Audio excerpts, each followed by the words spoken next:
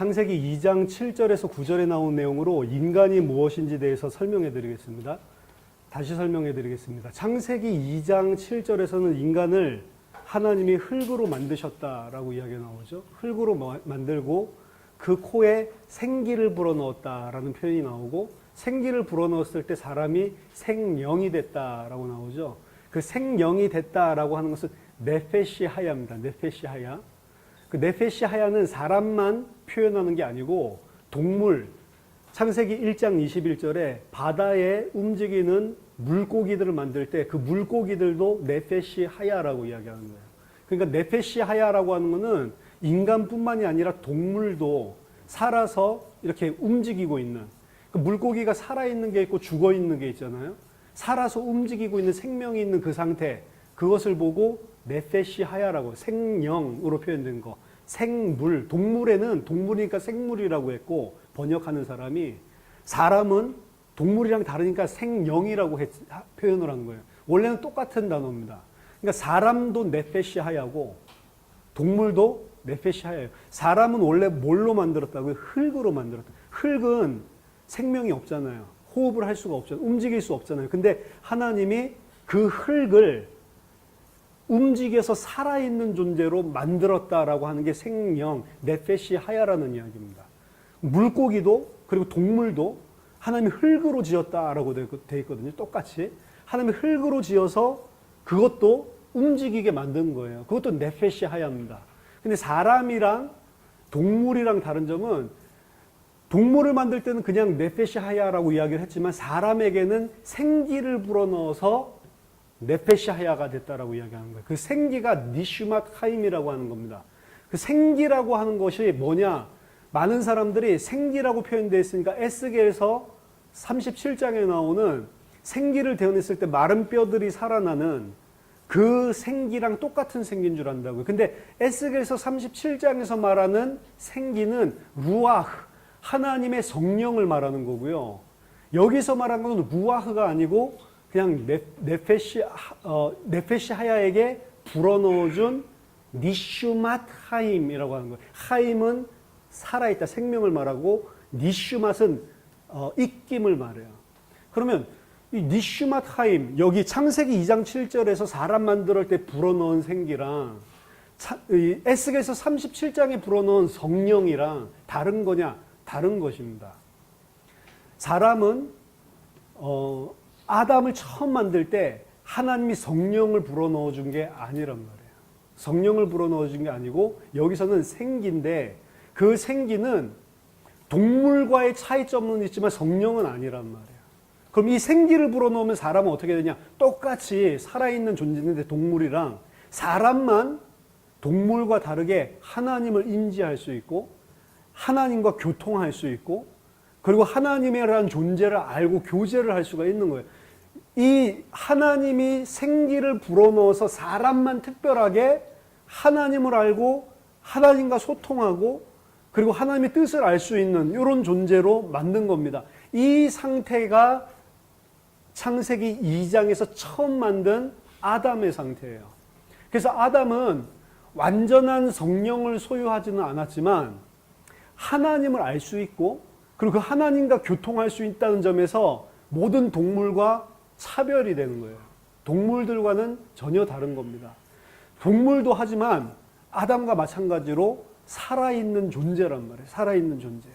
그래서 인간과 동물과는 분명히 구분점이 있습니다. 똑같은 살아있는 존재, 생물이라도 인간과 동물은 차이점이 있는 거예요. 사람만 하나님을 알 수 있고, 사람만 하나님과 교통할 수 있고, 사람만 하나님께서 특별하게 계획하신 뜻을 알고 복종할 수가 있는 거예요. 사람만 하나님과의 관계가 있는 겁니다. 그래서 인간만 하나님의 형상이라는 표현을 쓴 거예요. 똑같이 살아있는 존재지만 동물을 하나님의 형상이라고 표현한 건 없습니다. 사람만 하나님의 형상으로 만드신 거라고요. 그리고 그 사람에게 하나님께서 모든 복을 주시죠.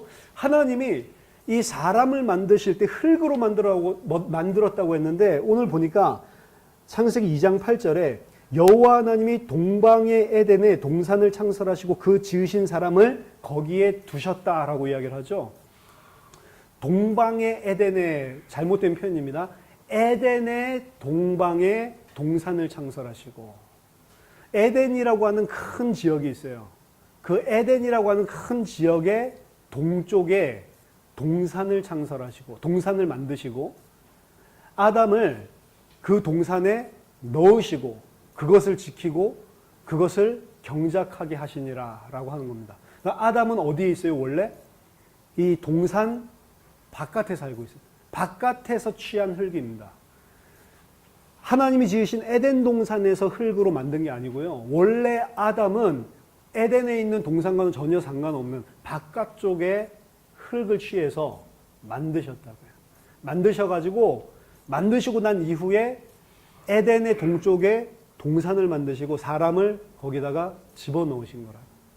왜 이런 복잡한 표현을 해놨을까? 여러분 이거 한 번도 생각 안 해봤죠? 그냥 뭐 에덴 동산에 있는 흙 가지고 만들었는지 밖에 있는 흙으로 만들었는지 뭐 그게 에덴이라고 하는 지역이 있는데 동쪽에 동산을 만든 건지 이런 거 한 번도 생각 안 해보셨죠? 여기서 말씀드리고 싶은 거는 성경은 하나님이 그냥 처음에 인류는 내가 이렇게 창조했어 그거 보여주려고 쓴 게 성경이 아니에요.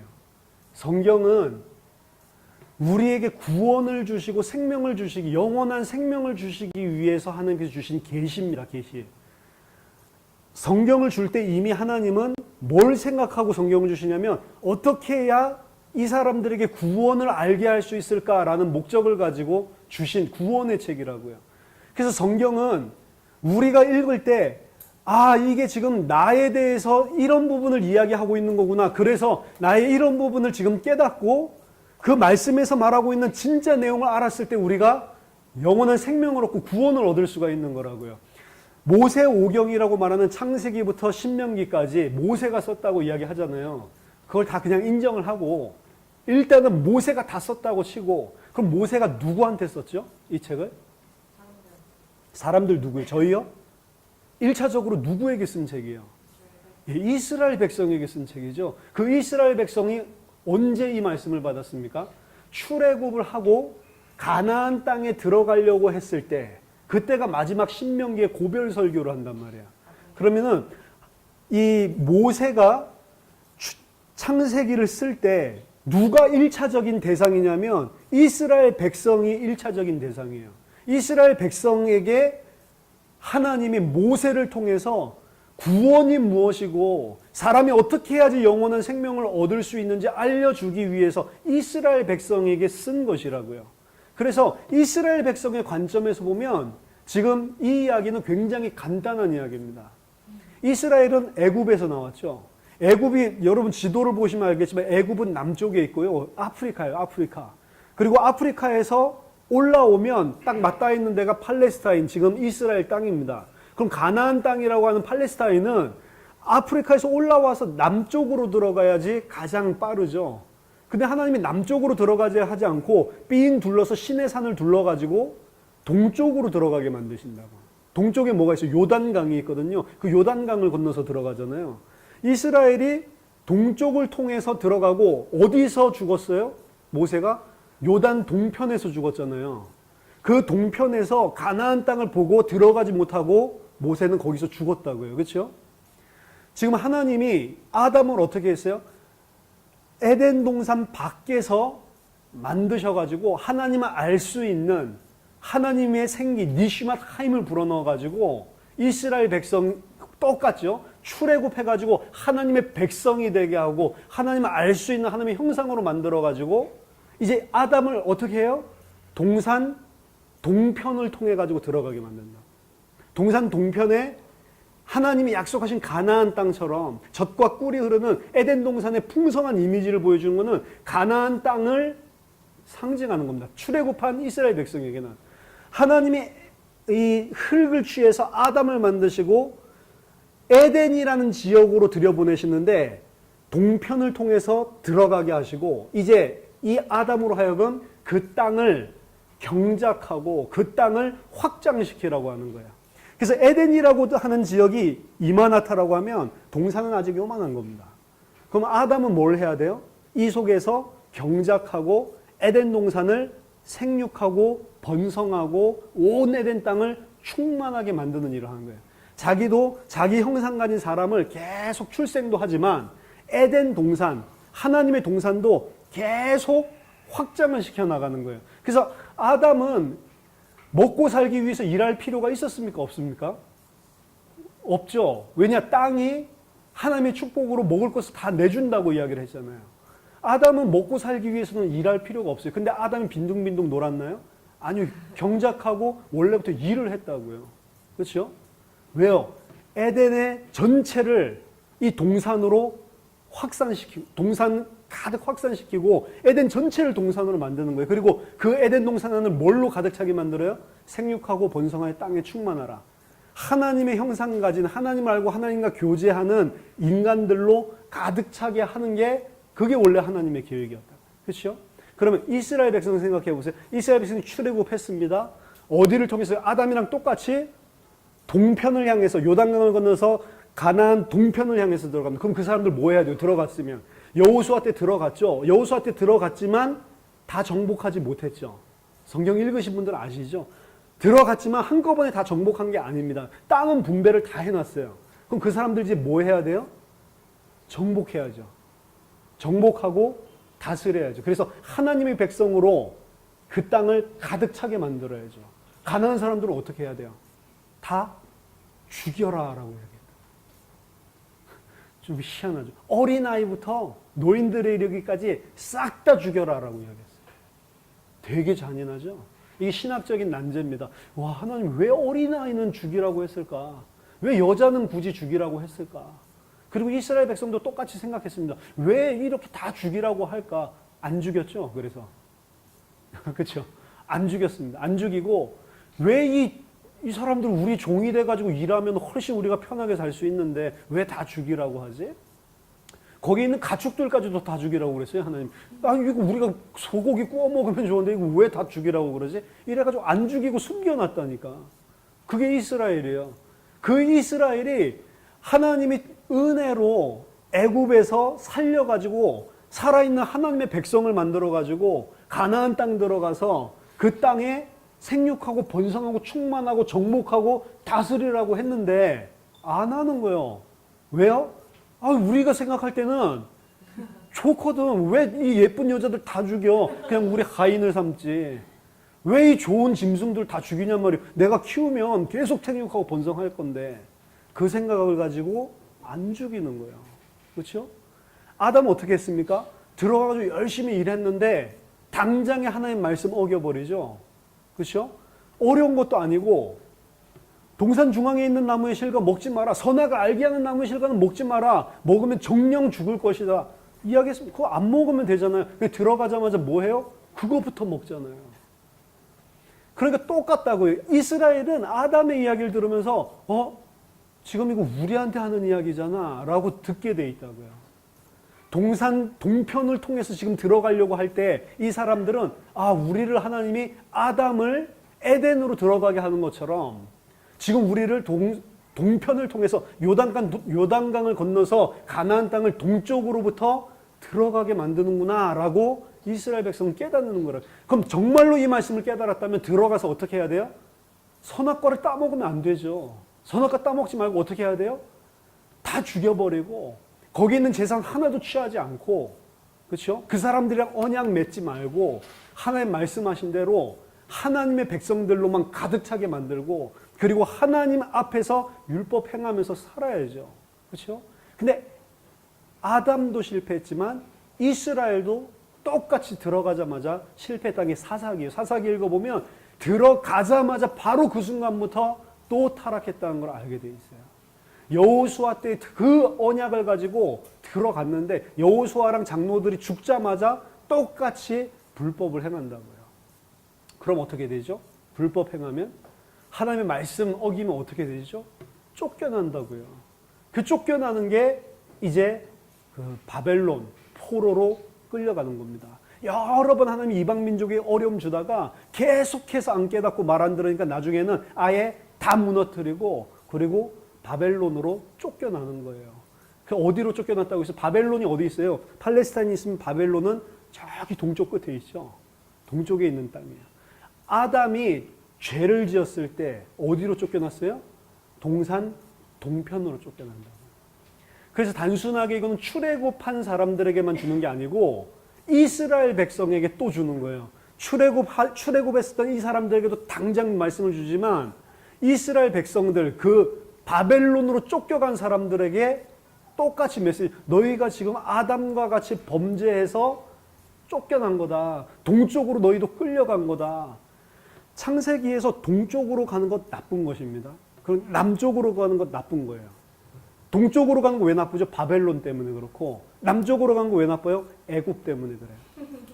그래서 하나님의 저주를 받고 심판을 받으면 반드시 동쪽 아니면 남쪽으로 끌려가고, 그냥 남쪽으로 가는 법이 없어요. 아브라함이 남쪽으로 간다 그럼 벌써 그 영적인 상태가 하나님의 말씀이랑 언약이랑 상관없이 육신적으로 지 판단대로 움직이고 있을 때 남쪽으로 걸어 내려가는 걸로 표현을 하고요. 아브라함이 믿음이 없으면 남쪽으로 끌려가든지 동쪽으로 가든지 계속 간다고요. 아브라함이랑 조카 롯이랑 싸우잖아요. 나중에 다 거부가 되고 부자가 돼가지고 서로 싸우잖아요. 그래서 동서남북을 바라봐라. 아브라함이 이야기하면서 동생 롯한테 네가 마음대로 택해가지고 나가라라고 할 때 롯이 어디를 택하죠? 동편 땅 소돔과 고모라를 택해서 나간다고요. 왜냐, 거기 소알 평지가 있기 때문에 에덴 동산과 같이 아름다웠더라. 에덴 동산인 줄 알고 아름다웠는데 거기 동쪽이었어요. 동쪽으로 가는 건 뭐 한다고요? 망하는 거라고요. 그래서 망한다고요. 아, 그러면 이제 우리 동쪽으로 이사 가면 안 되는구나. 난닝은 남쪽인데 북쪽으로 가야 되나요? 그런 이야기가 아니란 말이에요. 하나님이 이스라엘 백성을 징계하기 위해서 바벨론과 애굽을 사실은 사용하시거든요. 바벨론 포로 간 것만 아시죠? 성경 잘 읽어보시면 바벨론으로 한 3분의 2 갔다고 하면 3분의 1은 애굽으로 포로 잡혀갑니다. 애굽으로 바벨론으로 다 포로 잡혀간다고. 그래서 남쪽이랑 동쪽은 특히 오경에서는 안 좋은 방향이라고 이야기를 하는 거예요.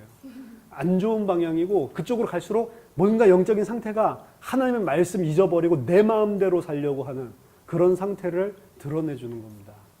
하나님께서 아담을 흙으로 취하셔서, 그것도 에덴 동산 태생이 아니에요. 에덴 바깥에 있는 그런 아무것도 아닌 흙, 에덴에 있는 흙도 아무것도 아닐 건데 에덴 바깥에 있는 아무것도 아닌 흙을 살아있는 존재로 만들고 하나님의 형상으로 하나님 알고 하나님과 교제할 수 있고 하나님이 주신 모든 것을 다스릴 수 있는 왕적인 권세를 주기 위해서 니슈마 타임을 불어넣어줬잖아요. 그래서 동물과 차별화되는 살아있는 존재로 하나님께서 삼아주시고 모든 것을 통치하고 다스리기 위해서 동산으로 끌어들이시잖아요.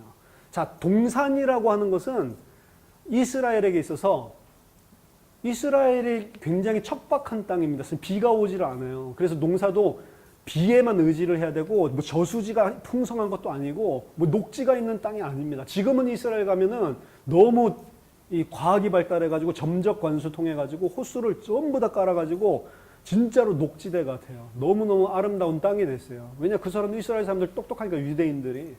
근데 나무들 보면은 전부 다 호수가 있어요. 호수에서 물을 하루 종일 똑똑 떨어뜨려 준다고. 한 방울씩 한 방울씩.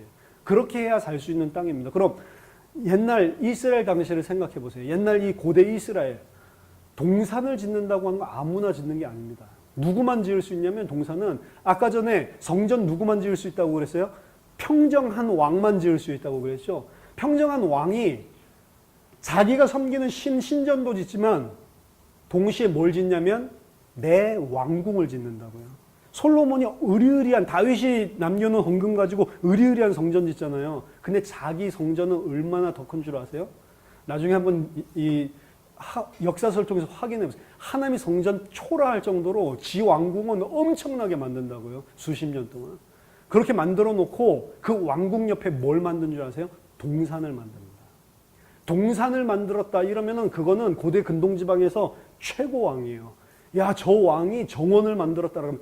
그래서 여러분 바벨론의 공중정원이라는 거 들어보셨습니까? 바벨론의 7대 불가사의 중에 하나예요. 7대 불가사의 뭐 피라밋 뭐 이런 거 있잖아요. 그거 중에 하나가 바벨론의 공중정원이라고. 바벨론 시대 왕이 그 당시 최고의 왕이었기 때문에 정원을 만들었다고. 공중정원. 그래서 나는 공중정원, 그러니까 이게 공중에 떠 있는 정원인지 아니면 퍼블릭, 이 공중 화장실처럼 누구든지 왔다 갔다 할 수 있는 그런 뭐 정원인지 모르겠지만, 왜 그게 불가사의냐면 그 척박한 땅에 그런 엄청난 정원을 그때 당시 어떻게 지었지? 이게 불가사의란 말이에요. 그러니까 정원을 짓는다고 하는 것은 항상 왕의 특권이고 왕 옆에만. 그러면 하나님이 에덴의 동산을 만들었다고 했을 때 왕은 누구죠? 하나님입니다. 하나님. 하나님이 왕이에요. 하나님이 왕이기 때문에 모든 것을 평정하시고 나서 동산을 만드셨다라고 볼 수가 있는 겁니다. 그런데 그 동산을 누구에게 누리라고 주세요? 아담에게 누리라고 주는 거예요. 아무것도 아닌 흙을. 이 동산을 갖다가 누릴 수 있는 그런 존재가 아니잖아요. 근데 아담에게 그 동산을 왕과 같은 축복을 허락하셨다라는 이야기입니다. 그래서 아담이 정말로 자기 자신이 이런 존재라고 생각한다면 정말로 하나님의 명령을 지킬 수밖에 없는 거예요. 흙으로 만들었다고 하는데 흙이라는 표현 자체가 아파르라고 되어 있습니다. 원어에 보면 아파르. 아파르는 뭐냐? 흙이 아니에요. 정확하게 말하면 먼지입니다. 먼지. 아니면 우리가 빗자루로 쓰는 티끌. 뭐 여기 바닥에 보면 티끌이 있잖아요. 티끌, 먼지를 보고 아파르라고 하는 거예요. 그럼 아파르로 만들었다. 아파르에서 아담을 만들었다라고 하는 것은 뭘 상징하는 거냐면 흙, 먼지, 티끌 이거는 아무것도 아닌 존재였던 자를 하나님이 은혜로 그런 왕이 되거나 하나님과 교통하는 하나님의 형상이거나 그럴 만한 아무것도 없는 티끌이잖아요. 티끌이 뭘 하나님한테 주장을 할 수가 있겠어요?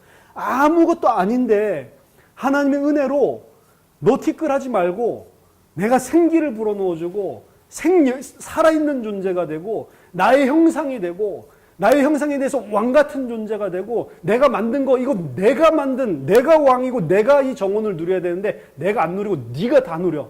모든 것을 다 그 티끌 같은 존재한테 하나님이 쏟아부어 준 거잖아요. 그러면 아담은 뭐 해야 돼요? 하나님 앞에 감사합니다라고 하는 것밖에 할 게 없는 거예요. 사실은 진짜로 깨달았다면 나는 티끌이고 먼지고 아무것도 아닌데 하나님께서 나를 이렇게 축복하시고 이렇게 하나님께서 나에게 모든 것을 다 주셨으니까 당연히 그분 앞에 감사하고 너무 은혜 감격해서 하나님이 하라는 거면 뭐든지 다 해야 되는 게 그게 아담이잖아요. 아닙니까? 우리가 우리 자신에게 열받게 하는 사람 보면은 화가 나지만 그냥 열받게 하는 사람보다 더 화가 나는 사람은 내가 은혜를 베풀고 잘해줬는데 그거 모르고 대드는 사람이 제일 싫다고요. 그렇죠? 내가 아무것도 안 했는데 그냥 나한테 막 이러면 좀 미친놈이라고 그냥 생각하고 나가면 되는데 나는 나 나름대로 다 잘해주고 내가 진짜로 내 모든 거 다 털어가지고 사실은 이 사람을 위해서 필요한 모든 거 다 줬는데 그거를 배은망덕하게 밟고 일어서서 나를 밟으려고 하는 사람 보면 열받는 거라고요. 그래서 영웅본색 같은 거 보면 딱 그 내용이 나오잖아요. 영웅본색 아시나요? 주윤발 나오는 영화. 우리 중학교, 고등학교 때 굉장히 유행했었는데 주윤발이 얼마나 그렇게 잘해줬는데 자기 막 가난할 때 자기 완전히 닦고 막 이러고 다닐 때 돈 주고 감기 들리면은 자기 주머니에서 돈 몇 장 꺼내다가 그냥 나머지 다 털어주고 자기가 몇 장 가지고 이러면서 돌봐줬는데 나중에 뭐 총싸움 하다가 다리 병신되고 나니까 지가 보스같이 돼가지고 그 형님 앞에서 돈 탁탁 던져가지고 주면서 일 똑바로 하라고 차 세차고 똑바로 하라고 막 발로 차고 이런단 말이죠. 그런 걸 볼 때 우리가 무슨 생각이 들어요? 저런 배은망덕한 거 반드시 주윤발이 다시 일어나서 저 녀석을 죽여야 하리라 막 이런 생각이 들잖아요. 하나님 입장에서 본다면 모든 것을 다 정말로 왜 그런지 이유도 없어요. 티끌이고 아무것도 아닌데 먼지인데 모든 것을 다 쏟아부어줬다고. 내가 누려야 될 왕권과 영광을 전부 다 쏟아부어준 거잖아요. 그러면서 한 가지만 이야기합니다. 너 선악을 알게 하는 나무의 실과는 먹지 말라. 그걸 먹는 날에는 정령 죽을 것이다. 왜 이 말씀하시죠? 죽지 말라고 하는 거예요. 진짜 이 하나님이 주신 은혜를 계속 유지할 수 있는 방법을 알려주신 겁니다. 어떻게 해야 돼요? 하나님이 내게 해주신 것을 은혜로 알고 그 은혜와 사랑에 감사한다면 절대로 선악과 안 먹게 돼 있어요. 먹고 싶은 걸로 해놔도. 근데 제가 아까 전에 말씀드렸죠. 먹고 싶은 것도 아니라고. 포도나무라고 해봅시다. 포도가 많이 있다니까요. 포도 먹고 싶으면 그냥 다른 포도 먹으면 돼요. 그럼 굳이 왜 포도가 많은데 그 포도를 먹죠? 그 포도를 먹으려면 악한 감정을 품지 않으면 안 먹게 돼 있는 거예요. 내가 하나님 말씀을 어겨야 되겠다라고 하는 뭔가 특별한 이유가 있지 않으면 하나님에 대해 뭔가 내가 악감정을 품고 이 사람이 말한 걸 안 들어야지라고 하는 그런 의지가 없으면 절대로 그거는 안 따먹게 돼 있는 거예요. 그런데 따먹었죠? 따먹었다는 건 무슨 말이죠? 하나님께 악감정을 품었고 하나님의 말씀 난 절대 안 들을 거야. 지가 뭔데 나한테 명령해? 라고 하는 게 깔려 있는 거야. 그리고 거기에는 내가 하나님이 되고자 하는 마음이 들어가 있음을 창세기 3장에서 보여주고 있는 겁니다. 뱀이 뭐라고 속였죠? 저거 먹으면 네가 하나님과 같이 돼서 네가 선악을 할 줄을 하나님이 알고 계셔서 그래. 그 이야기를 들으니까 아 그래? 저거 먹으면 죽는 게 아니고 하나님 뭐라고 했죠? 죽는다고 했죠. 저거 먹으면 내가 하나님과 같이 돼? 두 번째, 내가 선악을 알 수 있어? 그렇게 생각을 한 거예요. 근데 생각해 보세요. 이 얼마나 어리석은 건지. 아담은 이미 하나님과 같이 하나님의 형상으로 하나님이 복을 주신 자예요. 하나님같이 되려고 할 필요가 없다. 하나님 같은 자라니까 이미. 맞죠? 하나님의 형상이라면서요.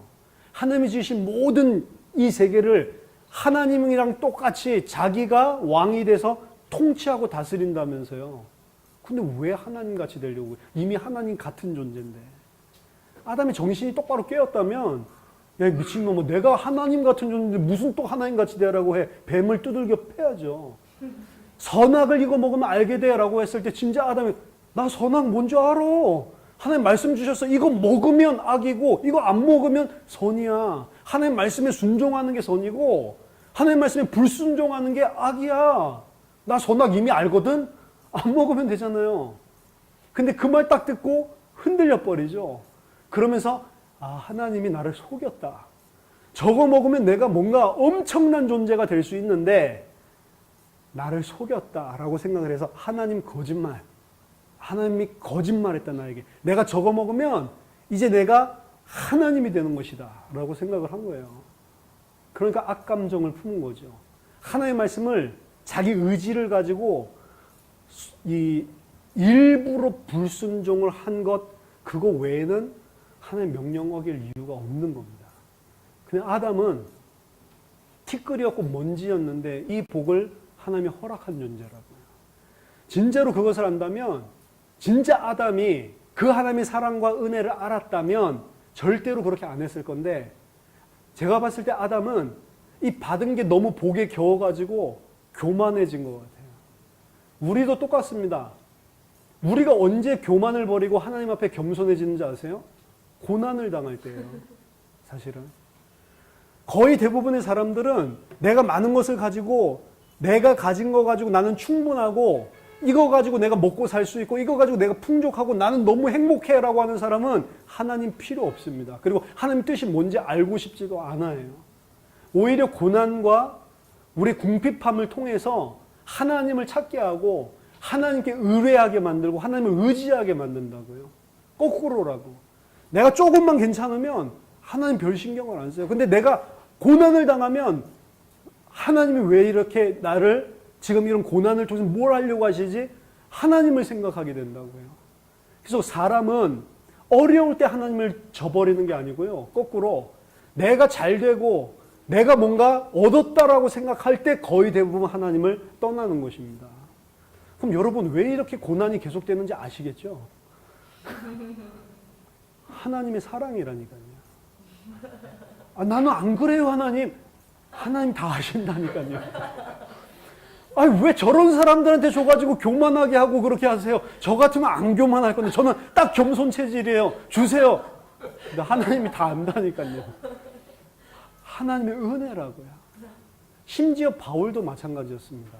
바울은 엄청난 기적과 능력을 행하고 사도였습니다. 그렇죠? 그리고 베드로가 놓쳤었던 이방 선교에 대해서 처음부터 답을 얻고 나는 이방인들에게 이 복음을 전하기 위해서 부른 하나님의 그릇이다라고 하는 것을 평생 나에게 주신 하나님의 그 사명이다라고 붙잡고 이방의 복음 전파하기 위해서 생을 걸고 살았다고요. 그리고 그 바울의 발걸음에 엄청난 선교의 문들을 열어주셨고, 그리고 수많은 이적들이 나타났죠. 하나님이 함께 하신다는. 사도들이 했던 것들을 그대로 다 한다고. 바울의 행적을 보면 바울이 행하는 것들을 보여줄 때 뭘 보여주냐면 사도행전에서 사도들에게 일어났었던 것들이 바울에게도 동일하게 일어나네, 이걸 보여주는. 그 뭐를 강조하는 거냐면 바울의 사도직을 말해주는 거예요. 사도직을. 바울은 사실은 사도가 아니잖아요. 예수님 3년 반 동안 쫓아다니고 예수님 처음의 사역부터 부활까지 지켜본 자 중에 사도를 택했다고요. 그러니까 사도행전 1장에 보면 가룟 유다가 죽고 나서 사도를 대신 채울 때 그 기준이 나와요. 우리와 같이 예수님 처음 시작하실 때부터 그러면서 그분이 부활하실 때까지 우리와 함께 모든 것을 목도한 사람만 사도로 세울 수가 있었다고. 근데 사도 바울은 무슨 예수님 따라다니기는커녕 예수 믿는 사람을 잡아 죽이고 다녔었는데요. 근데 이방의 사도로 누가 세워요? 예수님이 직접 세운다. 누구에게 사람에게 복음을 받은 게 아니고 예수님이 나타나셔서 내가 바로 너가 핍박하는 내가 바로 하늘 보좌에 앉은 그 하나님이 세우신 자다라고 하는 것을 직접 보여주신다고. 그래서 꼬꾸라지고 돌아오는 거거든요. 그렇기 때문에 바울의 사역을 보면 사도직에 대한 엄청난 공격이 많았어요. 고린도 후서나 이런 거 보면 자세하게 나와 있습니다. 근데 이 사도 바울은 그런 엄청난 능력들을 다 행하고 다니는데 본인에게는 자신의 표현에 의하면 사단의 가시가 있었다라고 이야기를 해요. 그 사단의 가시가 뭔지는 아무도 모릅니다. 사단의 가시가 많은 사람들이 간질병이었다라고 이야기하고 안질이라고도 이야기를 하고, 그래서 눈에서 계속 눈곱 끼고 눈이 계속 이 눈물 흘리고 막 괴롭고, 지난번에 우리 여기 왔을 때도 한 분이 이 눈 때문에 막 죽고 싶다라고 그랬잖아요. 안질 때문에. 그럼 굉장히 스스로는 너무너무 고통스러운 병이었던 게 분명해요. 그래서 3번 하나님께 기도했다라고 돼 있잖아요.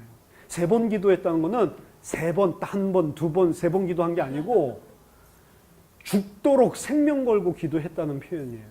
하나님께 응답 받을 때까지. 예수님이 겟세마네 동산에 올라가서 몇 번 기도하시죠? 3번 기도하시죠? 그게 그냥 관용적인 표현이에요. 상징적인 표현이에요. 3번이라고 하는 완전수고 내가 생을 걸고 하나님 앞에 기도한다는 표현이에요. 그러니까 3번 기도를 했는데 하나님께서 답을 뭐라고 주죠? 너에게 준 은혜가 지극히 크므로 네가 자고할까 봐, 교만할까 봐 너에게 교만하지 말라고 준 나의 선물인 것처럼 이야기를 하신다고요. 그러면서 하나님이 너무 매정하시죠. 다시는 이런 기도 나에게 하지 마라라고 이야기합니다. 사도 바울은 이제 기도해가지고 좀 나아보려고 생을 걸고 기도를 하는데 다시는 이건 내게 구하지 마. 내가 너에게 은혜 준 거 좋게 임마 이렇게 이야기해요. 내 은혜가 너에게 독촉하다. 너가 자고하지 않게 하기 위해서 내가 너에게 사단의 가시를 심어 넣었다라고 이야기하거든요. 바울은 이렇게 말할 수 있습니다. 아니에요, 하나님, 나 자고 안 해요. 내가 어떻게 자고를 해요? 근데 하나님은 아신다니까요. 바울도 인간이라고요. 바울도 아담이라고. 아담 족속이기 때문에 바울도 만약에 그 하나님의 은혜로 가시가 없었다면 충분히 자고할 수 있는 자입니다. 하나님께서 우리에게 고난을 왜 허락하시고 하나님께서 왜 우리가 봤을 때는 왜 하나님이 살아계신데 이런 문제를 주지? 그게 은혜라니까요. 아멘. 우리가 하나님 앞에 무릎 꿇을 수 있고 내 힘으로는 아무것도 할 수 없다는 나는 흙이고 나는 티끌이고 나는 먼지라는 사실을 창조주 앞에 기억나게 하는 거예요. 그게 없으면 하나님께 안 매달리니까. 아멘. 여러분, 많은 한국 기독교인들이 새벽기도 안 합니다, 요새는. 근데 새벽기도 안 하다가 새벽기도 나타나시는 분들이 계세요. 왜 나타나실 줄 아세요? 전부 다 얻어맞아가지고 그런 거예요. 사업이 얻어맞든 뭐 경제가 얻어맞든 건강이 얻어맞든 뭐가 얻어맞아가지고 오게 된다고. 그럼 우리들은 욕할 수 있습니다. 아이고 평소 때는 하나님 찾지도 않다가 저거 처맞으니까 또 기어 나왔네. 목사님들끼리 이런 이야기들을 합니다. 안 보이던 성도가 갑자기 새벽 기도에 나타나면 가슴이 철렁 내려앉는다고. 또 무슨 일이야 이런 생각이 든다고요. 근데 어떤 의미에서는 그 사람은 자기 수준에서 육신적인 또 문제를 해결하고 종교적으로 우상숭배적으로 나왔을지 모르겠지만 하나님은 그 사람을 사랑하셔서 문제를 터뜨리셔서 정말로 네가 누군지를 알고 하나님 앞에 겸비하게 하도록 은혜를 주시는 거라고요.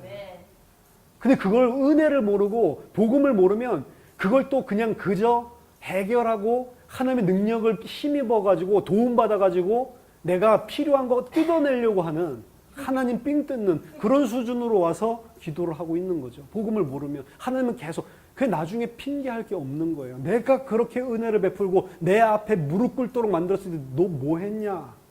또 너 자신만 육신을 갖다가 찾고 너 자신의 것만 원하지 않았냐? 핑계할 수가 없는 겁니다. 하나님께서는 계속 은혜를 베푸고 계속 기회를 주시는 거라고요. 아까 말씀하셨지만 정확하게 우리가 복음을 전해서 하나님께서 그 사람을 핑계 못하게도 하시지만 우리가 복음을 못 전하는 자가 있다 하더라도 그리고 선명한 복음을 못 들었다 하더라도요. 하나님께서 각 사람에게 마지막 때 핑계치 못할 은혜를 주셨다고요. 그래야 이순신 장군도 말이 되는 거예요. 이순신 장군 복음 못 들었잖아요. 그러니까 그걸 또 기독교인들이 이순신 장군 복음 못 들었는데 그렇게 착한 사람이 지옥 가면 안 되니까 천국 갔을 것이다. 미친 짓입니다. 이순신 장군은 절대로 천국 갈 수가 없어요. 왜냐? 예수를 통해서만 구원받는다고요. 사도행전 4장 12절에 천하 인간의 다른 이름을 주신 적이 없다라고 이야기를 했어요. 구원은 반드시 예수 이름을 통해서만. 그 이순신 장군이 아무리 착했어도 우리 봤을 때 착한 거죠. 일본이 봤을 때는 아이고 우리 남편 죽이고 우리 그 병사들 죽이고 우리 국민들 다 죽이고 이순신 장군 철천지 원수일걸요. 그러니까 사람이 생각하는 기준이 아니란 말이죠.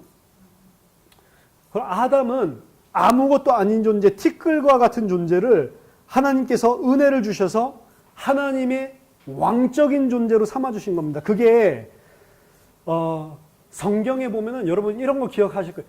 그가 왕을 진토에서 일으키사 위에 앉게 하셨다. 그가 그를 진토에서 일으키사 이 호를 들게 하셨다. 그가 그를 진토에서 일으키사 주권자를 삼으셨다. 이런 표현들 들어보신 기억이 안 납니까?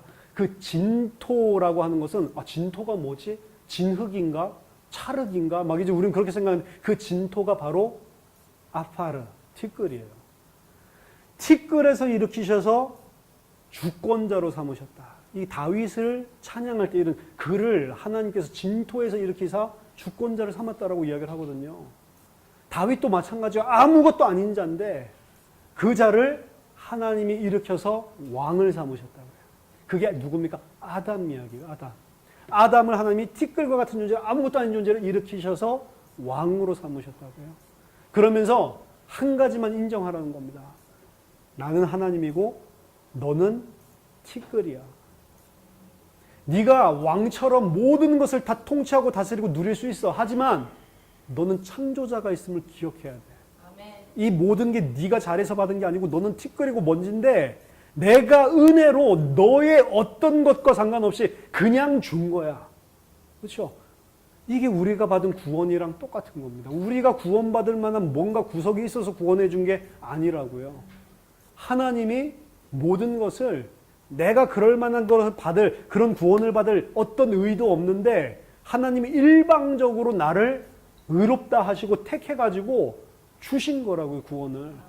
왜요? 나를 왕같은 제사장으로 삼고 그리스도와 함께 영원히 통치하는 왕이 되게 하기 위해서. 원래 아담에게 줬었던 축복이 그런 축복이에요. 아담에게 모든 것을 하나님께서 다 허락하신 겁니다. 그래서 아담은 이 하나님을 알고 자기가 피조물됨, 자기가 티끌됨을 인정했을 때 그렇기 때문에 그 인정이 겉으로는 어떻게 표출이 되는 거냐면 하나님의 말씀에 순종했을 때, 그 순종한다는 것은 말씀을 잘 지켰다는 게 아니고 하나님을 하나님으로, 그리고 나는 티끌로 그 명확한 사실을 인정하는 거예요. 그럴 때에는 그 사실을 인정했을 때에는 그 하나님이 베푸신 은혜와 사랑을 정말로 알고 그 사실을 인식했을 때에는 절대로 선악과를 안 먹게 돼 있는 겁니다. 그렇죠? 하나님께서 아담을 지으셨는데 벌거벗었대요. 벌거벗었으나 서로 부끄러워하지 않았다라고 이야기를 합니다. 이게 첫 창조 이야기에서 나오는 거예요. 아까 전에 말했죠? 창조 이야기가 시작이고 끝은 어디라고요? 요한계시록 20장에서 22장이죠. 요한계시록 19장에 보면 거기에 있는 하늘나라의 백성들은 어떻게 있죠? 빨가벗고 있습니까? 흰 베옷을 입고 있다. 밝고 눈부셔서 눈으로 가히 쳐다볼 수 없을 만큼 눈부신 하얀 그렇지만 베옷을 입고 있다고 했어요. 그 흰 옷을 입은 하나님의 성도로 삼기 위해서 창세기부터 사실은 흘러나가는 겁니다. 자, 그럼 아담이 만약에 하나님의 말씀이 계속 순종했다면 계속 벌거벗은 상태로 그렇게 돌아다닐까요? 신학에서는 두 가지를 이야기합니다. 아담의 상태를 두 가지로 이야기하는데 첫 번째는 죄를 지을 수 있는 상태. 그렇기 때문에 심판 가운데 빠질 수 있는 상태. 두 번째는 죄를 안 지을 수도 있는 상태. 그렇기 때문에 심판에 이르지 않는 상태. 그렇게 이야기를 해요. 그럼 심판에 이르지 않고 천년, 만년 그렇게 뻘거벗고 계속 생육하고 번성하면서 사냐? 그렇게 보지 않습니다. 그래서 만든 단어가 프로베이션이라고 하는 단어예요. 집행유예.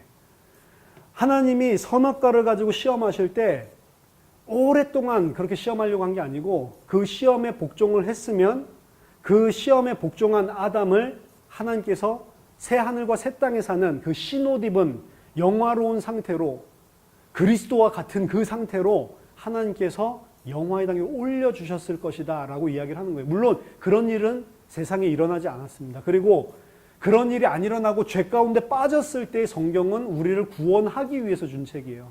그렇기 때문에 성경에는 만약에 그럼 아담이 지켰으면 어떻게 됐어요? 라는 거에 대한 답이 없어요. 그렇죠? 안 지켰으니까. 반대로 본다면 또 다른 면에서 생각해 본다면 하나님이 과거, 현재, 미래를 영원이라고 하는 하나님의 시간표에 살고 있기 때문에 과거, 현재, 미래가 있댔어요? 없댔어요? 없다고 이야기했죠. 하나님에게는 과거, 현재, 미래가 없어요. 우리에게 과거, 현재, 미래가 의미가 있는 거지 하나님은 그 시공간이 아무 개념이 없다고요. 그러면 아담이 선악과를 따먹고 죄를 짓고 멸망의 상태 가운데 빠질 것을 하나님은 아셨습니까? 모르셨습니까? 아셨다고밖에 볼 수가 없는 거예요. 하나님이 죄를 짓게는 하지 않으셨지만 아담이 죄를 짓고 멸망 상태 가운데 빠질 것을 이미 영원 전부터 아셨다고요. 그래서 그리스도를 언제부터 준비했다고 했어요? 그리고 언제 구원받을 자를 준비했다고 했어요? 택했다고 했어요? 창세전에 영세전에. 창세전에 영세전에 구원받을 자도 이미 확정이 돼 있는 거고요. 창세전에 영세전에 우리를 예정하사 그리스도를 이미 다 준비하신 겁니다.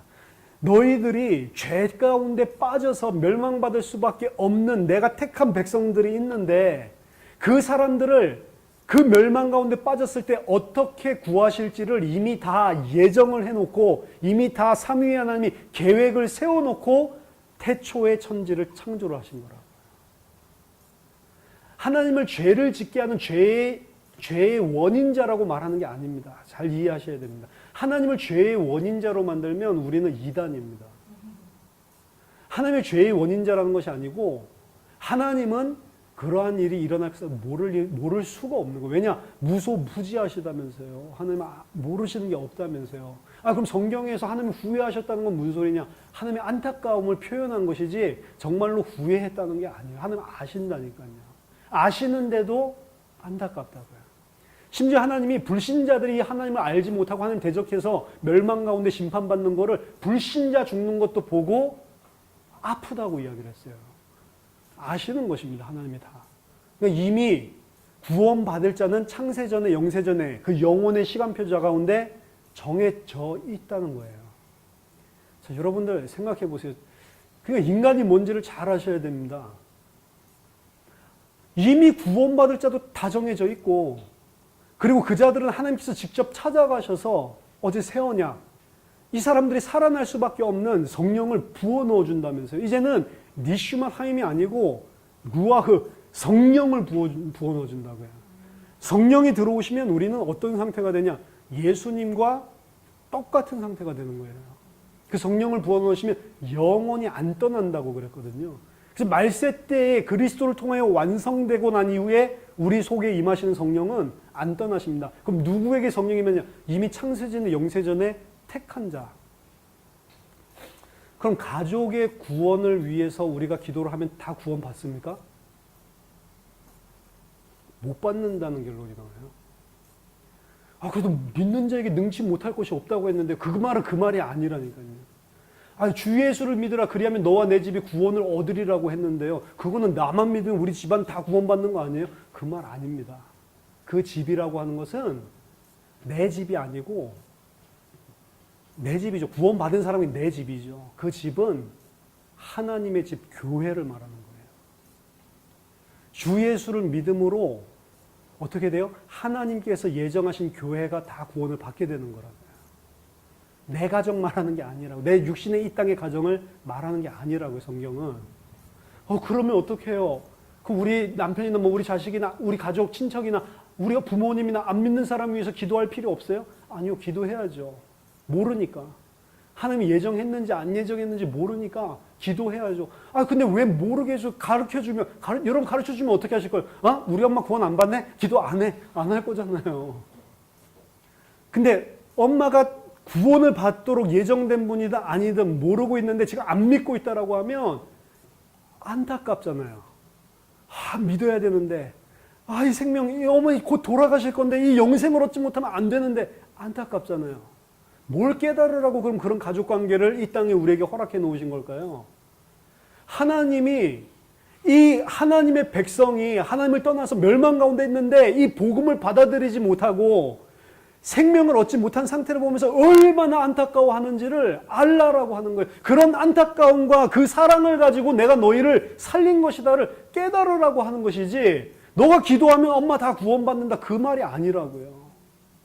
그러니까 여러분들 기도를 하고 20년, 30년을 기도했는데 가족들의 그렇게 기도했는데 돌아오지 않는 사람 때문에 낙심하지 마세요. 그 사람들을 위해서 더 기도하세요. 그 사람들을 위해서 더 불쌍히 여기는 마음이 내게 생겨서 하나님의 마음을 이해하게 해달라고, 진짜 변화는 내 속에서 일어나야 된다고. 하나님이 이런 사랑을 가지고 나를 살리려고 한 거였구나 라는 것을 알아야 된다고. 그걸 안 사람은 하나님 말씀에 순종하기 시작을 합니다. 근데 그걸 모르니까 안 하는 거예요. 그러니까 그것 좀 알라고 불신자 가족을 붙여놓은 거라니까요. 게다가 얼마나 안타깝냐. 속이 타지 않냐. 애가 타지 아니하더냐. 바울이 이야기합니다. 우리가 육신의 근심을 하는 사람이 있는데 그건 사망에 이르게 하는 것이고 교회를 위하여 하는 근심이 있다고 이야기해요. 내가 너희를 보며 하나님의 사람으로 세워지기 위해서 얼마나 내가 너희들을 위해서 간절하게 기도하더냐. 너희들이 이런 문제가 생각할 때 내가 속이 타고 애가 끓지 않더냐. 너희들에게 그런 문제가 생긴 것이 얼마나 너희로 간절하게 하며 얼마나 너희로 사모하게 하며 얼마나 너희로 원하게 만드는지 고난이 유익하다라고 이야기를 한다고요. 문제고 어려움이라고 생각했는데 만약 그 문제와 어려움이 하나님을 향해서 내가 애가 끓게 만들고 하나님을 향해서 내가 아무것도 할 수 없는 티끌이라는 것을 깨닫게 만들고 하나님이 그런데도 불구하고 나를 선택하신 은혜와 사랑을 깨닫게 만드는 그런 문제와 사건이 되었을 때 그것은 하나님의 은혜가 되는 거라고요. 그래서 하나님은 그 문제와 사건을 변화시켜서 우리를 변화시키는 게 아니고요. 내가 변화되기를 원한 겁니다. 내가 하나님의 백성답게 되기를 원하시는 거예요. 그게 되도록 하나님은 계속해서 은혜와 사건을 허락해 주시는 겁니다. 문제와 사건을 통해서 내가 이 수준밖에 안 되는구나. 진짜 나는 구원받을 수 없는 존재구나 라고 하는 것은 티끌이구나. 그거 아는 사람이 하나님 앞에 교만할 수 있습니까? 저는 교회가 아무리 커진다라고 그래도 교만할 수가 없어요. 제가 얼마나 죄됨을 알고 있으니까. 사람들이 은혜 받고 그런 것들은 아무것도 중요한 거 아닙니다. 저에게 있어서는. 제가 하나님 앞에서 얼마나 죄인이고 제가 하나님의 일을 할 수 없는 사람이란 것들을 계속 안다고요. 그거 아는 사람은 절대로 하나님의 자리에 안 올라가게 돼 있다고요. 그게 없는 사람은 자기가 하나님이 돼버립니다. 그게 아담이라고요. 여러분, 성경에서 말하는 죄는 단 이것 한 가지입니다. 티끌인 인간, 먼지인 인간, 아무것도 아닌 인간이 하나님이 베풀어 주신 그 은혜와 사랑을 완전히 깡그리 싸그리 무시하고 짓밟고 자기가 하나님 되겠다라고 하는 게 죄예요. 그것만 죄입니다. 나머지는 죄 없어요. 정말로 우리가 티끌이고 먼지라는 사실을 알고 아무것도 할 수 없는 무기력한 존재라는 걸 안다면 하나님을 의존하고 그 하나님의 뜻에, 그럼에도 불구하고 나를 이렇게 복을 주시고 나를 이렇게 왕의 자리에 앉게 하신 그 하나님께 감사하면서 감사함으로부터 흘러나오는 순종밖에 없는 거예요. 그게 원래 인간이라고요. 그게 사람이에요. 근데 그게 다 무너져 버렸다고요. 그게 다 무너지고 아담이 하나님의 자리를 점하는 순간 끝난 것입니다. 사실은. 하나님 자리를 점하는 순간 아담은 짐승 같은 상태가 되어버렸다고요. 아까 전에 말씀드렸죠. 니슈맛 하임이라고 하는 것은 하나님을 알고 하나님의 형상, 하나님과 교제하고 하나님의 형상으로서 왕적인 축복을 동물과 달리 받은, 인간만 받은 특별한 거잖아요. 근데 죄를 범하는 순간 이 니슈맛 하임이 사라져 버립니다. 그럼 어떻게 돼요? 네페시 하야, 그냥 생물이 되는 거예요. 동물이랑 똑같은 존재가 되는 것입니다. 증명해 보이겠습니다. 창세기 1장을 보세요. 창세기 1장 29절에 사람에게 계속해서 주시는 말씀입니다. 하나님이 이르시되 내가 온 지면에 씨 맺는 모든 채소와 씨 가진 열매 맺는 모든 나무를 너희에게 주노니 너희의 먹을거리가 되리라. 사람들에게 먹을거리로 뭘 주셨어요? 온 지면에 씨 맺는 모든 채소와, 씨 맺는 모든 채소라고 하는 것은 쉽게 말하면 토마토나 이런 걸 이야기합니다. 이 스스로 열매를 맺어가지고 툭 떨어뜨려가지고 스스로 소잉 씨드, 스스로 씨를 뿌리는 채소. 그러니까 우리가 생각할 때 채소인데 토마토는 채소잖아요. 과일이 아니죠. 과수가 아니에요. 채소잖아요. 뭐 이런 거라든지 오이라든지 이런 열매 맺는 채소들 있죠. 그걸 누구에게요? 인간에게 먹으라고 주셨다는 겁니다. 그리고 또 뭘 주셨어요?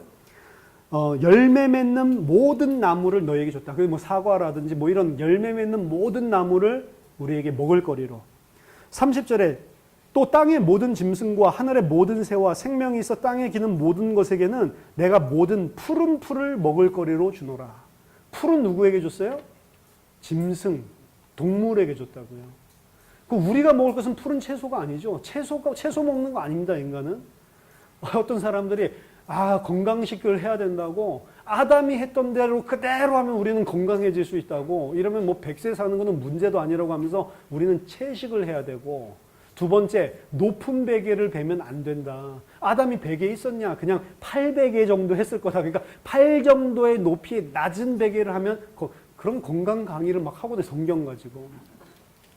근데 성경에 보니까 아담은 채소 안 먹었어요. 채식 아니라니까. 과일 먹었다니까, 과일. 과일 먹고 채소 중에 열매 맺는 거. 오이라든지, 뭐 가지라든지, 뭐 호박이라든지, 뭐 이런 거. 그런 거 먹었다고. 물론 동물은 안 먹었죠. 짐승들은 채소, 풀 뜯어 먹는 거예요. 풀. 그러니까 열매 말고. 그러니까 우리가 요새 먹죠. 배추 뭐 이런 거. 그런 거 뜯어 먹는 거예요. 그런 것들은 짐승에게 준 겁니다. 그런데 타락하고 아담이 무너지고 난 다음에 하나님 찾아오셔서 말씀하신 걸 들어보세요. 창세기 3장 17절부터 읽어드릴게요. 아담에게 이르시되 네가 네 아내의 말을 듣고 내가 네게 먹지 말라 한 나무의 열매를 먹었은즉 땅은 너로 말미암아 저주를 받고 너는 내 평생에 수고하여야 그 소산을 먹으리라. 이제는 땀을 흘리고 그리고 열심히 일을 해야지만 먹고 살게 되죠. 땅이 내게 가시덤불과 엉겅퀴를 낼 것이라. 내가 먹을 것은 밭의 채소인즉. 아담이 먹을 게 밭의 채소래요. 맞아요? 아니잖아요. 밭의 채소는 누가 먹는 거라고요? 짐승이 먹는 거라고요. 근데 하나님 뭐라고요? 이제 너가 먹을 거는 밭의 채소다. 왜냐? 니슈마 하임이 깨져버린 거예요. 그냥 네페시 하야가 된 겁니다. 생물. 아까 동물도 네페시 하야라고 했잖아요. 사람이 하나님의 형상을 잃어버리고 하나님을 알지 못하고 하나님과의 교제가 끊어진 상황을 짐승 상태라고 이야기를 하는 거예요. 그래서 뭐 어떤 남자를 보고 막 짐승 이러는데 그것만 짐승이 아니고 하나님 모르면 다 짐승이라고. 똑똑한 엘리트도 짐승이라고요. 그러니까 모든 사람이 밭의 채소를 먹게 됐다고 이야기하고 19절에 네가 흙으로 돌아갈 때까지 얼굴에 땀을 흘려야 먹을 것을 먹으리니 네가 그것에서 취함을 입었으니 너는 흙이니 흙으로 돌아갈지니라. 하나님 뭐라고 이야기하세요? 너는 짐승이다 라고 이야기를 하고 그 다음 또 뭐라고 이야기하세요? 너는 흙이다 라고 이야기하는 거예요. 흙이었는데 네페시 하야가 되게 하시고 네페시 하야 정도 동물 수준이 아니고 하나님 니슈맛 하임을 불어넣어서 하나님과 교제하는 하나님의 형상으로 복을 주셨는데 이거 잃어버리니까 이 수준으로 떨어지고 그리고 최종적으로 다시 먼지 티끌로 떨어지는 게 인간이 됐다는 말이에요. 그러니까 하나님께서 복 주신 것들을 전부 다 상실해버린 거예요. 언제요? 내가 하나님 되려고 했을 때. 우리가 짓는 죄는 다 이겁니다. 내가 하나님 되려고 하는 거예요. 여러분, 이거를 알지 못하면 우리의 기도 제목은 내가 이루는 것을 하나님께 고해서 내가 원하는 것을 이루는 걸로만 기도를 하게 돼 있어요. 사람은 자아 실현을 해야 된다고 합니다. 성경에서는 자아 실현하는 게 뭐냐? 하나님을 대적하는 거예요. 하나님은 우리 도움이 필요 없으신 분입니다. 여러분, 하나님 나에게 이렇게 복을 주시면 이걸 가지고 내가 하나님의 어떤 일을 하겠습니다. 틀렸어요. 하나님 굳이 내가 그 일 안 해도 돼요. 하나님은 우리 도움이 필요 없다고요. 특히 구원과 하나님의 백성으로 만들어가는 그 사역에 있어서는 우리 도움이 전혀 필요치 않습니다. 하나님이 주권적으로 하나님이 하시게 되죠. 그러면 당신은 뭐 때문에 여기 왔어요? 하나님이 다 하실 건데 뭐하러 이 땅까지 와가지고 지금 여기서 말씀 전하고 있어요? 우리가 오면 안 되는 겁니다. 하나님이 보내시면 가는 것뿐입니다. 그리고 우리가 하는 것이 아닙니다. 와서 뭔가를 기대하는 것도 아닙니다. 하나님께서 주신 말씀을 정확하게 대언해주고 갈 뿐이에요, 사실은. 아멘. 제가 하는 게 아니고. 근데 하나님이 준비해 놓으신 사람은 이 하나님의 말씀을 알아듣고 그 말씀에 반응을 한단 말이에요. 그리고 그런 사람들이 일어나면 내가 이 땅을 떠나더라도 이 땅에서 그 사람을 통해서 하나님이 또 이 그리스도의 말씀이, 이 진리의 말씀이 계속해서 확산되게 만드시는 거예요. 결국에 우리가 해야 될 것은 하나님의 말씀을 정확하게 아는 것부터 시작하는 겁니다. 사람이 무엇이냐? 사람은 그렇게 존귀한 존재가 아닙니다. 성경에 보면 사람은 존귀한 존재지만 그거는 사람이 뭐를 특별한 것을 가졌기 때문에 존귀한 존재가 되는 게 아니고 전적인 하나님의 은혜와 사랑이고 복이에요. 내가 뭔가를 갖춘 것이 하나도 없다고. 구원과 똑같은 것입니다. 아담과 하와는 죄를 짓지 않은 상태였을 때 서로 벌거벗었지만 부끄러워하지 않는 상태였다라고 이야기를 합니다. 우리가 죄가 없으면 부끄러울 것이 없는 것입니다. 우리가 죄가 없으면 부끄럽지 않을 뿐만 아니라 나를 숨길 이유가 전혀 없는 거예요. 죄를 짓자마자 숨기 시작하고 부끄러워하기 시작을 하는 겁니다. 사람이 원래 죄가 없었을 때, 하나님과의 관계가 온전했을 때, 하나님께 순종하고 있었을 때는 참된 안식과 평안이 있고 행복이 있는 것이지 부끄러움이 있지를 않았습니다. 그것은 인간이 뻘거벗었는데도 그걸 몰라? 저 바보같이, 그 소리가 아닙니다. 그리고 인간은 뻘거벗고 사는데도 부끄러움을 안 느껴야 된다. 그런 이야기가 아니에요. 이래가지고 무슨 누드주의자들은 자기네들이 뻘거벗으면서도 아담과 하와처럼 서로 부끄러워하지 않아야 돼. 모든 거 우리가 이 속박을 다 내던지고 다 뻘거벗고도 부끄러워하지 않는 이런 완전의 상태로 들어가야 돼. 하버드에서도 제가 보스턴에 있을 때 하버드에서 파티를 했는데 뉴스에 나왔어요. 전부 다 대학생들이 신입생 오리엔테이션 파티를 하는데 선배고 후배고 전부 다 빨가벗고 남자고 여자고는 상관없이 팬티 한 장도 걸치지 않고 그리고 와서 파티를 하는 거예요. 파티를 하는데 절대로 이상한 생각하지 않고 아담과 하와의 상태로 돌아가기 위해서. 그러면서 그냥 술 한잔하면서 정치, 경제, 외교, 문화 이야기하면서 전혀 이성의 감정 느끼지 않고 이것이 바로 인격 존중이고 이것이 바로 우리가 꿈꾸는 패러다이스, 에덴 동산이다 이래가지고 그거 아니라니까요. 하나님이 계속 빨가벗겨 놓으려고 아담과 하와를 벗겨놓은 게 아니고 어디로 간다고요? 흰 옷을 입히려고 가는 거라니까. 괜히 빨가벗고 그럴 필요가 없다고요. 그 사람이 어떤 존재인지를 보여주는 겁니다. 처음부터 사람이 하나님께서 전적으로 은혜를 베푸신 존재라는 것들을 보여주는 거고 그걸 짓밟고 있는 게 사람의 죄라고 하는 것을 보여주고 있는 거예요.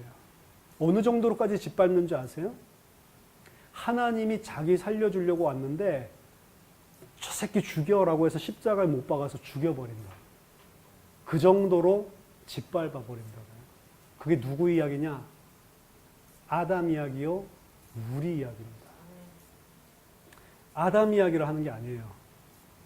1차적으로 이스라엘 백성이 이 이야기를 읽었을 때는 이거 지금 우리 이야기하고 있는 거네? 그렇게 듣겠죠. 아까 전에 제가 설명해 드렸죠. 우리가 지금 이 아담이네?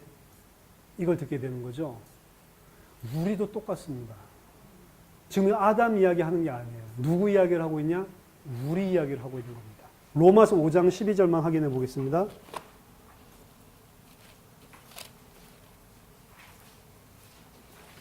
로마서 5장에 보면 아담으로 말미암아 죄가 세상에 들어오는 이 이야기를 하고 또 한 사람 마지막 아담으로 말미암아 생명이 들어오는 이 이야기를 해주고 있는데 그 중에 5장 12절에 이렇게 되어 있습니다.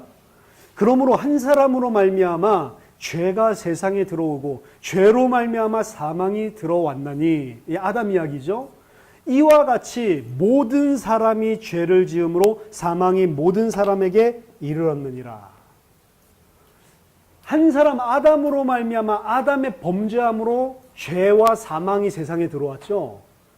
그럼 우리는 그 아담 때문에 죄인이 됐습니까? 아니요. 여기 보니까 이와 같이 모든 사람들도 죄를 범하였으므로 사망이 그 위에 이르게 됐다. 우리는 아담의 죄 때문에 솔직히 말하면 죽는 게 아닙니다. 우리는 뭐 때문에 죽냐면 내가 지은 죄 때문에 죽는 거예요. 내가 무슨 죄를 짓습니까? 그러면 내가 하나님 된다고. 그걸 다시 표현하면 나 하나님 되려고 한 적 없는데 다시 표현하면 나 중심이에요. 나는 나 중심으로 살아갑니다. 세상 사람 모든 율법과 선지자는 뭘 말한다고 했어요? 두 가지죠. 하나님 사랑과 이웃 사랑이죠. 근데 우리는 하나님도 그렇고 이웃도 그렇고 상관없어요. 나입니다. 나. 아니에요. 나는 가족을 위해서 살아요. 가족이 나라니까요. 나 우리 후대들을 갖다가 좀 교회에서 잘 돌봐야 되지 않겠습니까? 이런 이 이야기를 불만을 저는 이 교회에서 교육자 생활하면서 굉장히 많이 들었어요. 제가 후대들을 양육하고 있었기 때문에 목사님 우리 교회는 진짜로 후대 생각 안 하죠. 고생 많으시죠. 이러면서 진짜 이 장로들 막 이러면서 막 욕하는 사람들을 많이 봤다고요. 근데 그 사람들 왜 그런지 아세요? 자기 자녀들 때문에 그래요. 자기 자녀들 다 시집가고 장가가면 자기도 늙어서 장로 돼가지고 시집가고 장가가고 아무 신경 쓸 후대 없으면 별 신경 안 쓰는 사람이 그 똑같은 말 했던 사람들 대부분입니다. 우리 유치부가 잘 돼야 될 건데, 유치부가, 이 이야기 하는 사람이요. 나중에 자기 아들이 초등학생 되면요. 초등부가 지금 이렇게 돼야 되는데, 중등부가 바뀐다니까요. 납니다, 전부 다. 그렇죠? 어떤 목사님은 자기 아들이 영국 갔을 때는 우리 교회는 영국 선교를 위해서 생을 건다라고 하다가 프랑스로 쏙 넘어가니까 프랑스다. 그러다가 나중에 대학은 미국으로, 그러니까 미국이다. 미국이 이 시대의 로마다. 말이 돼. 나라니까. 그게 죄라니까요. 무슨 선교예요. 내 아들 갔는데 좀 교회 후원받아서 좀 편하게 뭔가 해보려고 하는 생각이지. 아니에요? 나라고요. 그게 다 내가 하나님 되려고 하는 거예요. 내가 하나님 되려고 한다니까 너무 뜬금없는 소리지만 내 마음대로 하려고 그래요. 내가 원하는 것. 하나님께도 내가 원하는 것. 그거 주세요. 고난 통해서 너를 하나님 그런 말 하시지 마시고, 무슨 고난이야. 난 그냥 돈 줘보세요. 제가 안 교만할게요. 이미 그러고 있는 게 교만이라고요. 사람은 하나님. 그래서 또 한마디 더 말씀하고, 마태복음 16장 16절에서 주는 그리스도시요 살아계신 하나님의 아들이십니다. 베드로가 고백을 했는데 예수님이 아무한테도 말하지 말라라고 이야기합니다. 왜 그러겠어요? 그리스도 맞는데 왜 이야기하지 말라고? 지금 예수님께서 이 땅의 공생의 사역을 통해서 보여주신 사역은 아직 십자가와 부활이 안 나타났을 때, 그때까지 모든 사역은 이분이 그리스도구나 깨달을 때, 그 그리스도는 어떤 그리스도냐면 우리에게 빵도 줄 수 있고 치유도 줄 수 있고 로마도 쳐부술 수 있고 모든 내가 원하는 육신의 것을 원하는 것을 다 충족시켜주는 그런 그리스도라고요. 그런 식으로 하나님이 사역하셨잖아요. 그럼 이분이 그리스도다라고 했을 때, 야 그럼 저분 따라가면 빵 먹을 수 있는 거야? 야 그럼 저분 따라가면 우리가 이제 로마에서 해방되는 거야? 그건 그리스도가 아닌데, 그런 식으로 베드로 자신도 그리스도를 깨닫고 있단 말이에요. 그러니까 당신이 그리스도입니다. 맞지만 그 그리스도가 아니고 십자가를 지고 죽어야 되는 그리스도인데, 베드로가 생각하는 그리스도는 철권을 가지고 로마를 쳐부수고 전 세계를 통치할 왕을 생각하고, 당신이 바로 그리스도입니다. 당신 정도의 능력과 하나님이 함께 하심이라면 이 모든 걸 할 수 있습니다. 당신이 그리스도입니다라고 이야기를 하는, 그런 그리스도 아니니까 그 그리스도 이야기하지 말라고 하는 겁니다. 내가 십자가 지고 부활하기 전까지, 너희들이 진짜 진리를 깨닫기 전까지는 전도하지 말라라고 이야기를 한 거예요, 사실은. 그것도 성령이 오셨을 때 완전히 깨달았죠. 성령 오시기 전에 승천할 수 있는 주님 앞에서도 제자들이, 그럼 이제 이스라엘을 이제 회복하려고 그럽니까? 이제 로마 쳐부시는 거예요? 이러고 있었다니까요. 그러니까 가만히 있어. 아무것도 하지 마. 성령이 너에게 오면 그간 모든 것을 생각나고 가르쳐 주실 것이다. 그 성령이 오셔야지만 나의 증인이 될 수 있다. 그리스도가 무엇인지 증인이 될 수 있다. 가만히 있으라고 하는 거예요. 그러니까 예수님이 그 말씀을 마치시면서, 그리스도가 뭔 줄 알아? 내가 이제 고난을 받고 십자가에 넘겨져서 죽고 부활해야 될 거야. 그런 일이 생길 거다 하니까 베드로가 꾸짖어. 예수를 꾸짖어. 항변하여라고 되어 있는데 꾸짖어요. 야 예수! 뭔 소리야? 정신 차려. 지금 우리가 지금 해야 될 일은 무슨 십자가 같은 소리를 하고 있어. 다 죽여버려야지. 예수를 꾸짖었다고요. 그러면서 주여 그리 마옵소서. 주여? 주여 주여 하는 자만 천국 가는 게 아니라니까요. 쥐가 지금 주인 돼 있는데. 예수님 이거 하시겠다고 하는데 하지 말라고 꾸짖고 있는 수준인데. 사람이 나 중심이에요. 육신 중심. 그 하나님 뭐라고 합니까? 이 사탄아 내 뒤로 물러가라. 베드로를 보고 베드로 사탄입니까? 사람인데? 타락한 천사예요? 여러분 사탄이라고 하는 말의 뜻은, 사탄은 하나님을 대적하는 자입니다. 천사가 사탄이 됐잖아요. 왜 그 천사는 사탄이 됐죠? 하나님을 대적했기 때문에 사탄이라고 부르는 거예요. 그럼 인간이 하나님을 대적하면 인간도 사탄이죠. 하나님 대적하는 자라는 뜻이 사탄이라니까요. 사탄이라고 하니까 무슨 귀신이 와가지고 무슨 그 천사, 타락한 천사만 생각하고 있는데, 내가 나 중심으로 산다면 내가 사탄이라니까. 그렇죠? 우리가 사단으로 하나님을 대적을 하고 있다고요. 그러면서 계속 저 사탄을 쫓아내 주시고 저 귀신을 쫓아내 주시고 이러고 내가 하나님 대적하고 있으면서. 그래서 예수님 말씀하신, 나를 따라오거든 너를 부인하고 십자가를 지고 나를 쫓아와야 된다. 고난을 당하라는 거예요. 십자가를 지고 너를 부인하고 나를 쫓아와야지, 너 부인하지 않고 십자가 지지 않으면 내 제자가 될 수 없다라고 이야기합니다. 그리고 베드로는 그거를 못했어요. 그 말을 했을 때도 못 알아들었다고요. 나중에 예수님이 그 이후로 계속 이야기하시니까 제자들이 계속 무슨 막 근심이 돼. 진짜로 이게 죽어버리면 어떻게 하지? 근심이 돼가지고 더 이상 자세하게 묻기도 두려워했다라고 되어 있어요.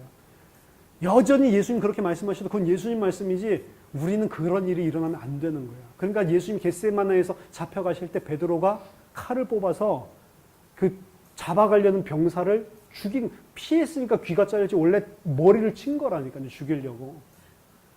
그러니까 베드로가 생각하는 건 안 바뀌었어요.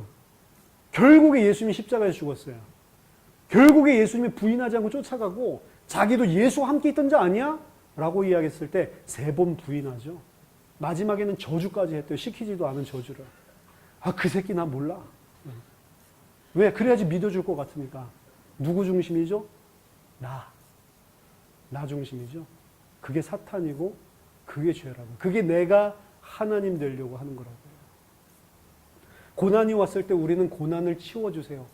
나 중심, 내가 하나님 되고. 하나님이 왜 고난을 허락하셨을까? 이 고난 속에서 나에게 무엇을 배우라고 하시고 하나님의 뜻이 뭐지? 생각 안 하고 그냥 우리는 하나님 고난 치워주세요. 그걸 기도인 줄 알고 있어요. 그리고 그 치워진 사람들, 증인들이 좀 쫙 앞에 세워가지고 자, 이 기도하면 치워줍니다. 이야기하는 거예요. 헌금하십시오. 저한테 기도 받아보세요. 한국의 그 유명한 목사님, 지금은 은퇴하고도 여러 가지 법적 문제가 있는 그 목사님, 한 번 기도해주면 병 낫는다고 해가지고 어떤 분이 너무너무 힘들어가지고 150만 원인가?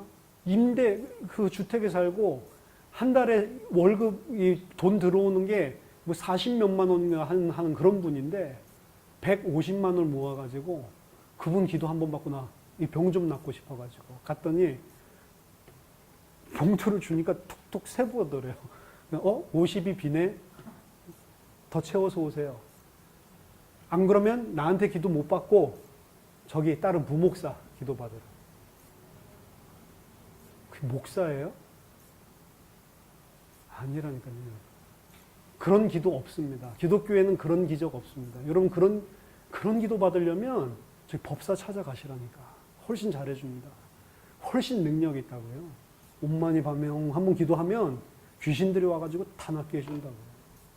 그거 기독교 아닙니다. 아, 그럼 그 사람 통해서 나타나는 기적은 뭡니까? 그걸 보고 거짓 이적, 거짓 선지자라고 하는 거예요. 제가 이번 일주일 동안 낱낱이 살펴주겠지만 그거 거짓 선지자입니다. 하나님이 주시는 게 아니고 사단이 속이고 있는 거라고요. 기독교는 그런 기독교 없습니다. 아멘. 예. 성경에서 말하는 기독교는 그런 거 아니에요. 근데 그런 식으로 우리는 지금까지 복음을 배워왔고, 그런 식으로 우리는 하나님의 복을 생각해왔고, 그런 식으로 기도와 헌신을 생각해왔다고요. 전부 다 뜯어고치지 않으면 우리가 마지막 날에 주님 앞에 섰을 때 나는 너를 도무지 알지 못한다.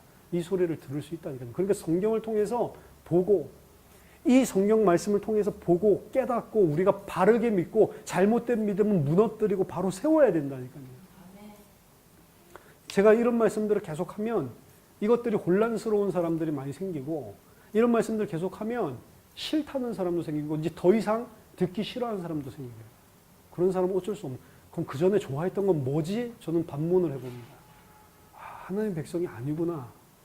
하나님의 백성은 이 말을 하면 알아듣게 돼 있어요. 깨닫게 돼 있습니다. 그리고 내가 겸비하게 돼 있고 하나님 앞에 무릎 꿇고 정말로 하나님을 하나님으로 모시게 되는 피조물의 자리로 나아가게 돼 있는 거라고요. 저와 여러분들이 인간이 무엇인지 알고 하나님을 하나님으로 섬기는 그런 하나님의 백성 되기를 예수 이름으로 축복합니다. 기도하겠습니다. 하나님 아버지 감사합니다. 저희들에게 은혜를 베풀어 주셔서 성경에서 말하는 진리를 바르게 하시고 알게 하시고, 성경에서 말하는 구원을 알게 하시고, 성경에서 말하는 죄를 알게 하시고, 우리를 구원하신 그리스도 안에 있는 하나님의 은혜와 사랑을 깨닫게 하셔서 하나님께 전적으로 순종하며 영광 돌릴 수밖에 없는 주의 백성들 되게 하여 주시옵소서. 예수 그리스도 이름으로 기도하옵나이다.